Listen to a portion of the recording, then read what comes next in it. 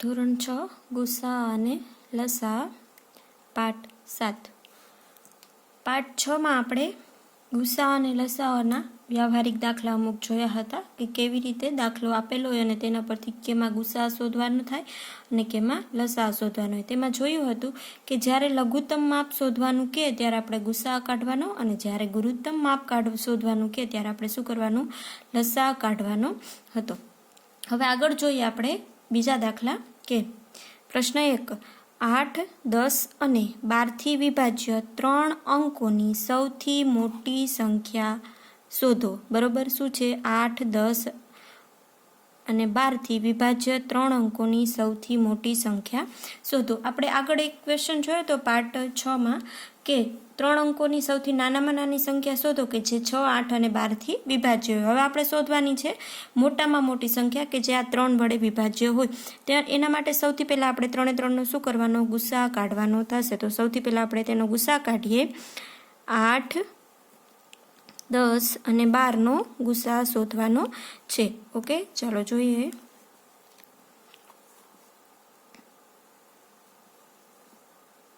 સૌથી નાની અવિભાજ્ય સંખ્યા 2.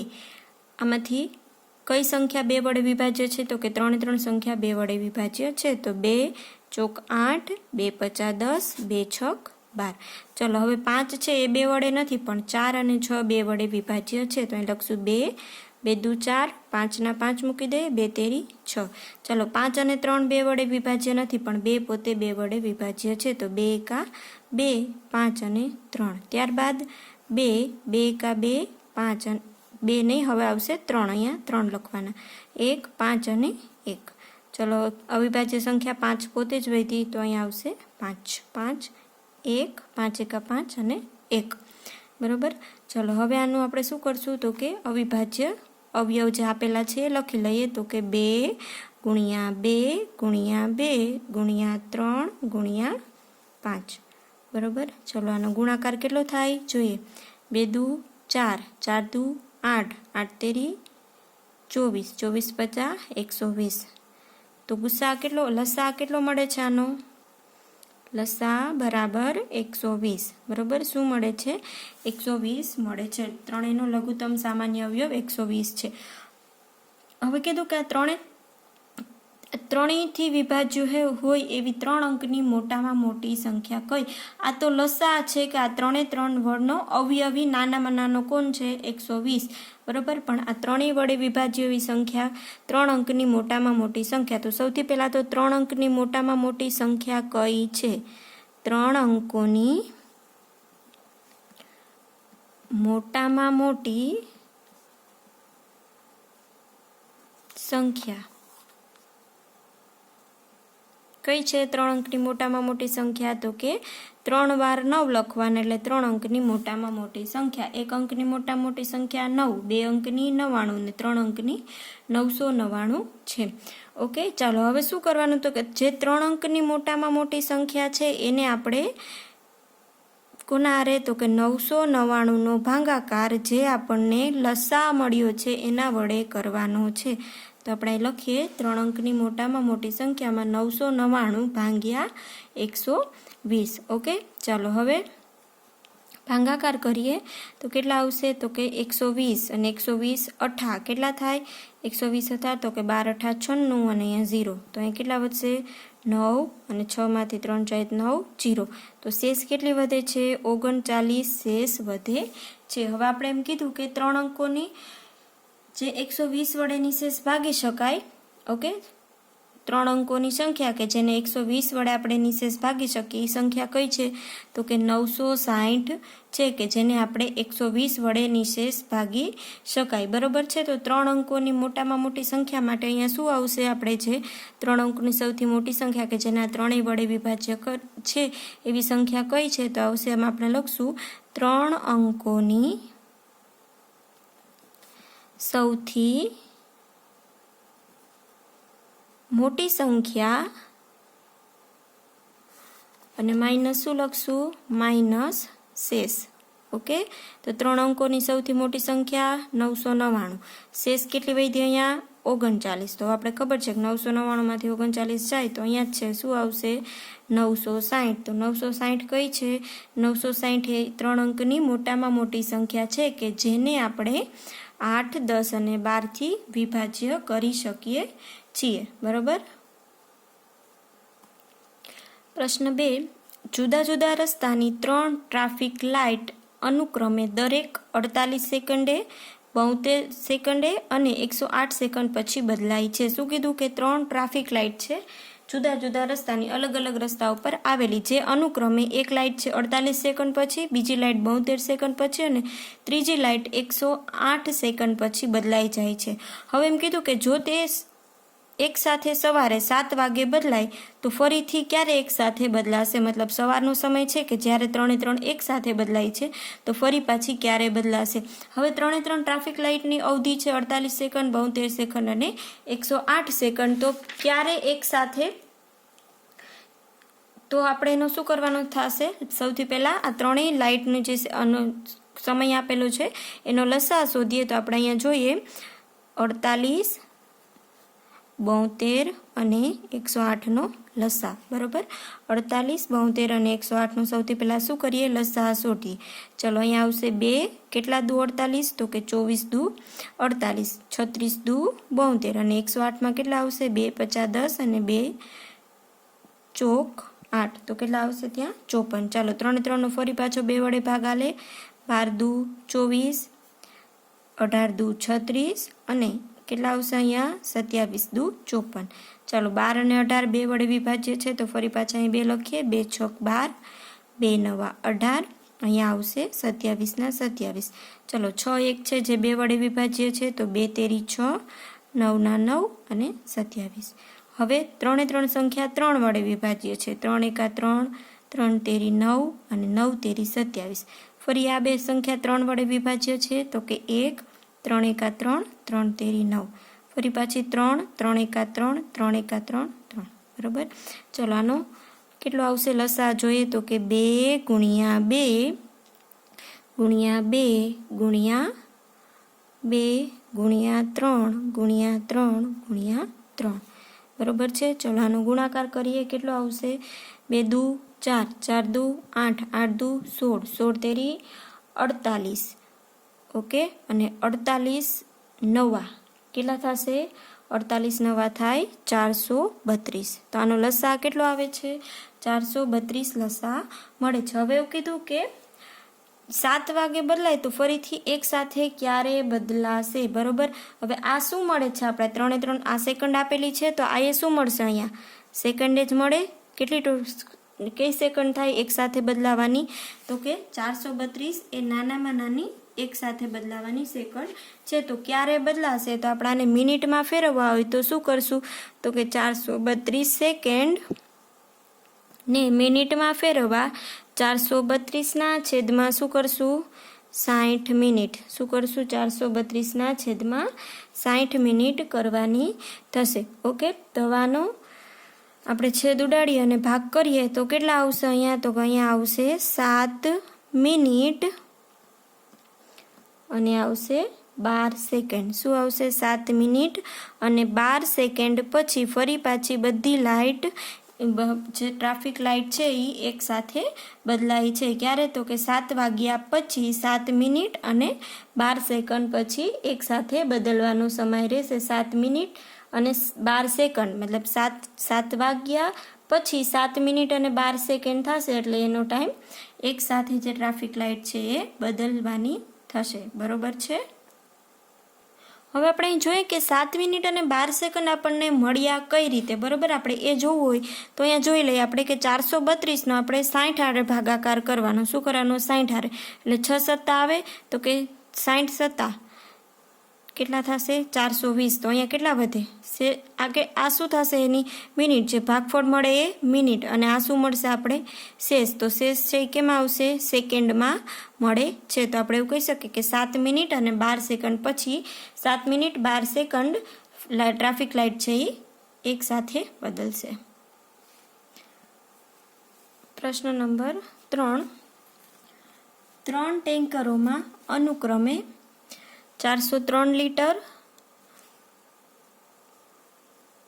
434 લીટર અને 465 લીટર ડીઝલ છે. આ સાધનોની મહત્તમ ધારણ શક્તિ શોધો. મહત્તમ શું શોધવાનું થશે? ગુસા, કે જે આ ત્રણેય ટેન્કરોના ડીઝલને પૂરેપૂરું ગુણાંકમાં માપી શકે. મતલબ જે આ લીટર આપેલા છે ત્રણેયનો શું કરવાનો?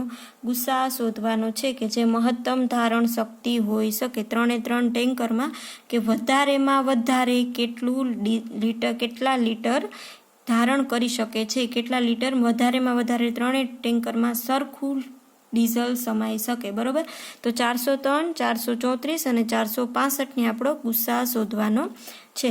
તો ચલો શોધીએ. 403નો, પછી 434નો અને ત્યારબાદ છે 465નો. ઓકે, ચલો 403નો 2 વડે વિભાજ્ય નથી, એકમનો અંક 3 છે એટલે. પછી તો કે 3 વડે, 4 ને 3 7, 3 વડે પણ વિભાજ્ય નથી. એના પછી 5 વડે પણ નથી. 7 વડે તો કે 403નો 7 આરે ભાગાકાર કરીએ આપણે, 403 ભાગ્યા 7 તો શું આવશે? અહીંયા 7 50 35 અને અહીંયા 5 તો 53. 7 વડે પણ નથી. એના પછી 11 વડે, તો 11 તેરી 33 કરીએ તો પછી શેષ 73 વધે. 11 વડે પણ નથી, તો 11 પછીની સંખ્યા અવિભાજ્ય સંખ્યા 13, તો 13 તેરી 39. ઓકે, તો કેટલા આવશે અહીંયા?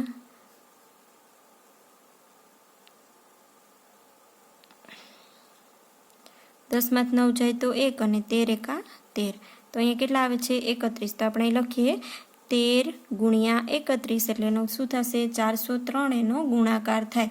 હવે આપણે ખબર છે 31 પોતે કેવી છે? અવિભાજ્ય સંખ્યા, તો 31 એકા 31. ચાલો હવે 434નો 2 વડે વિભાજ્ય છે, એકમનો અંક 4 છે એટલે 2 વડે વિભાજ્ય થશે. 2 દુ 4, 2 એકા 2 અને 2 સત્તા 14. ચાલો હવે 2 વડે નહીં, 3 વડે તો કે 2 ને 3, 2 ને 1 3, 7 10 નહીં થાય. 5 વડે નહીં આવે. એના પછી 7 વડે તો કે 7 વડે થશે. 7 તેરી 21, 7 એકા 7, 31 અવિભાજ્ય સંખ્યા છે એટલે 31 એકા 31. ચાલો 2 વડે વિભાજ્ય છે નથી. એના પછીની સંખ્યા 3, 6 ને 4 10, 10 ને 5 15, મતલબ 3 વડે વિભાજ્ય છે. તો આપણે લખશું 3 એકા 3, 3 પચા 15, 3 પચા 15. ચલો 3 વડે હવે થશે તો કે ના, 5 ને 5 10 ને 1 11, તો 3 વડે વિભાજ્ય નથી. હવે 5 વડે, એના પછીની અવિભાજ્ય સંખ્યા, તો કે એકમનો અંક 5 છે એટલે 5 વડે વિભાજ્ય છે. તો અહીંયા અવિભાજ્ય સંખ્યા શું આવી? 31. ચલો હવે ત્રણેયના આપણે અવયવ લખી લઈએ. અવિભાજ્ય અવયવ 403નો 13 ગુણ્યા 31, પછી 434નો 2 ગુણ્યા 7 ગુણ્યા 31 અને 465નો શું થશે? 3 ગુણ્યા 5 ગુણ્યા 31. બરોબર, ચલો આ ત્રણેયના સામાન્ય અવયવ શું આવશે એ લખીએ. સામાન્ય અવયવ તો કે ત્રણેયનો સામાન્ય અવયવ શું છે? 31 મળે છે. તો આનો ગુસા શું થશે? ગુસા બરાબર શું આવશે? 31 આવે. તો જે આપણે ગુસા મળે લઘુત્તમ કીધું છે એટલે શું થશે? ગુસા 31, મતલબ સાધનની મહત્તમ ધારણ શક્તિ કેટલી હશે? 31 લીટર. તો આપણે કહી શકીએ કે સાધનની મહત્તમ ધારણ શક્તિ કેટલી હોય? 31 લીટર હોય. બરોબર છે. તો સાધનમાં જે 3 ટેન્કર છે એમાં મહત્તમ કેટલા લીટર પેટ્રોલ સમાશે? તો કે 31 લીટર મહત્તમ પેટ્રોલ સમાઈ શકે છે. પ્રશ્ન 4, એવી સૌથી નાની સંખ્યા શોધો કે જેને 6, 15 અને 18થી ભાગવાથી દરેક સ્થિતિમાં શેષ 5 રહે. તો સૌથી પહેલાં તો સૌથી નાની સંખ્યા કીધી એટલે આપણે 3 સંખ્યાનું શું કરવાનું? લસા શોધવાનો છે. કોનો? 6, 15 અને 18નો. તો આપણે જોઈએ 6, 15 અને 18નો લસા. 6, 15 અને 18નો લસા કેટલો આવે? ચાલો 2 તેરી 6, 15 2 વડે વિભાજ્ય નથી એટલે 15 ના 15 અને 2 નવા 18. ચાલો એના પછી 3માંથી એ કંઈ 2 વડે વિભાજ્ય છે નથી, તો અહીંયા શું આવશે 3, 3 એકા 3, 3 પચા 15, 3 તેરી 9. હવે 3 એક બાકી છે હજુ, તો 3 એકા 1, 5 અને 3 એકા 3. હવે 5 એક શેષ વધ્યા, તો કે 5 એકા 5. બરોબર છે. ચલો આનો લસા કેટલો આવશે, તો કે 2 ગુણ્યા 3 ગુણ્યા 3 ગુણ્યા 5. તો લસા કેટલો મળશે, 2 તેરી 6, 6 તેરી 18, 18 પચા 90. તો આ સંખ્યાનો લસા કેટલો મળે, લસા બરાબર 90 મળે છે. હવે એવું કીધું કે એવી કઈ સંખ્યા હશે કે જેને આપણે દરેકને આપણે એ સંખ્યાથી ભાંગશું કે જેમાં બધાયમાં શેષ 5 રહેતી જ હોય. આ ત્રણેય વડે ભાગવાથી શેષ 5 રહે, તો 90 તો એવી સંખ્યા છે ને કે જેને ભાગવાથી શેષ 5 રહે. બરોબર. તો આપણે એ સંખ્યા શોધવી હોય તો કઈ સંખ્યા શોધવાની છે, તો કે આપણે શોધવાનું છે કે 6, 15 અને 18 થી ભાગવાથી શેષ 5 રહે તેવી સંખ્યા શોધવાની છે. શું કરવાનું છે, તેવી સંખ્યા શોધવાની છે. બરોબર છે. ચલો તો હવે આપણે શોધવા માટે શું કરવાનું, માગ્યા મુજબની સંખ્યા શોધવી હોય તો શું કરવાનું, તો કે આવશે લસા કેટલો મળ્યો, લસા લખવાનો અને એને વત્તા શું કરવાની, તો કે જે આપણે પ્રશ્નમાં શેષ આપેલી છે એ લખવાની. તો વત્તા શું આવશે, શેષ. તો આપણા ત્રણેયનો લસા કેટલો મળે છે, 90 મળે. બરોબર. તો અહીં લસા 90 અને શેષ કેટલી લેશું, તો કે પ્રશ્નમાં શેષ આપેલી છે, તો અહીંયા શું આવશે 5. અને આ બેનો સરવાળો કરીએ તો કેટલા થાય, 95 થાય છે. કેટલા થાય, 95 થાય છે. તો હવે જો તમે 3 ને આપણે 95 વડે ભાગશું તો શેષ 5 વધે છે કે નહીં, તો એવી સંખ્યા કઈ હશે, તો કે એ સંખ્યા 95 છે કે જેને આપણે 6, 15 અને 18 થી ભાગવાથી શેષ 5 રહે. હવે કઈ રીતે છે, તો કે જો આપણે 95નો ભાગાકાર 6 આરે કરીએ, 5 શેષ વધે કે નહીં જોઈએ. 6 એકા 6 કેટલા વધશે, 3 અને 5, 6 પચા 30. ચલો શેષ 5 આવી આની. તેવી જ રીતે આપણે જોઈએ 15 વડે ભાગવાથી, તો અહીંયા આવશે 15 6 90. ઓકે. તો શેષ કેટલી વધે, 5 વધી. ચલો એના પછીની સંખ્યા 18 છે, તો 95નો 18 વડે ભાગાકાર કરીએ, 18 પચા 90. તો શેષ 5 વધી. તો જો 3 સંખ્યામાં 95 એવી સંખ્યા છે કે આપણા ત્રણેય સંખ્યાનો ભાગાકાર કરશું એની સાથે, તો શેષ કેટલી વધે છે, 5 શેષ વધે છે. તો આવી રીતે કોઈ પણ તમને સંખ્યા આપેલી હોય અને શેષ આપેલી હોય તો આપણે આવી રીતે આ દાખલો સોલ્વ કરી અને આપણે તેનો સંખ્યા શોધી શકીએ કે એવી સંખ્યા કઈ હશે.